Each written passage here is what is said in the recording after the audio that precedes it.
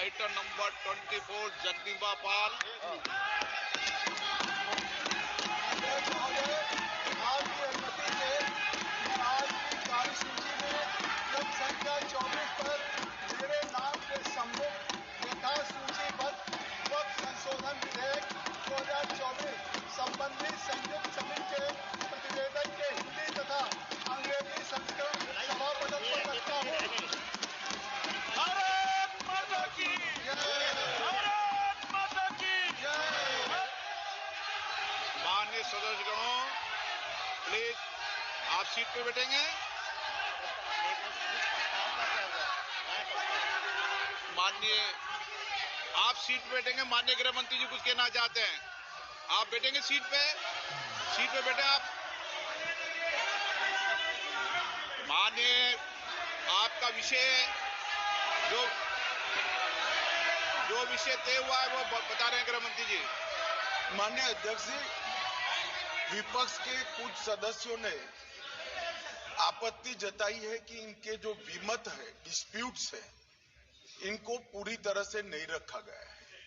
मैं मेरी पार्टी की ओर से आपको विनती करना चाहता हूं कि विपक्ष के जो डिस्प्यूट्स है, एक सिरनीर कर आप संसदीय कार्यप्रणालिका के उपयुक्त रूप में जो जोड़ना है वो जोड़े।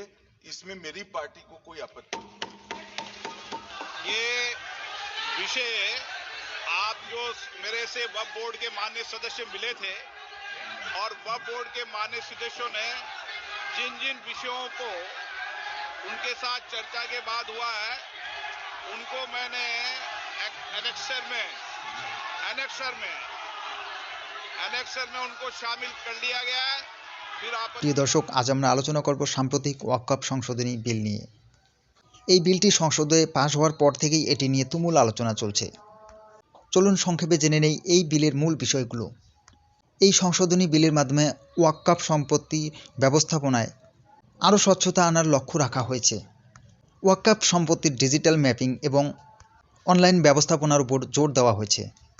এর ফলে সম্পত্তির অবৈধ দখল এবং অপব্যবহার রোধ করা সম্ভব হবে বলে মনে করা হচ্ছে।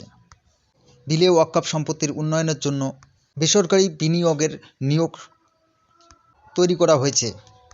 এর মাধ্যমে সম্পত্তির আয় বৃদ্ধি এবং সমাজ কল্যাণমূলক কাজে অর্থের সঠিক ব্যবহার নিশ্চিত হবে।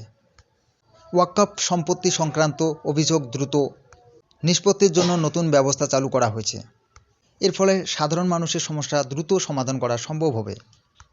এই সংশোধনী বিলটি ওয়াকফ ব্যবস্থাকে আধুনিক এবং স্বচ্ছ করার পক্ষে একটি বড় পদক্ষেপ বলে মনে করা হচ্ছে।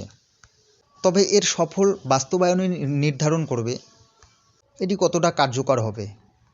এই সম্পর্কে আপনার কি মতবাদ কমেন্টে জানাবেন। ভিডিওটি দেখার জন্য ধন্যবাদ।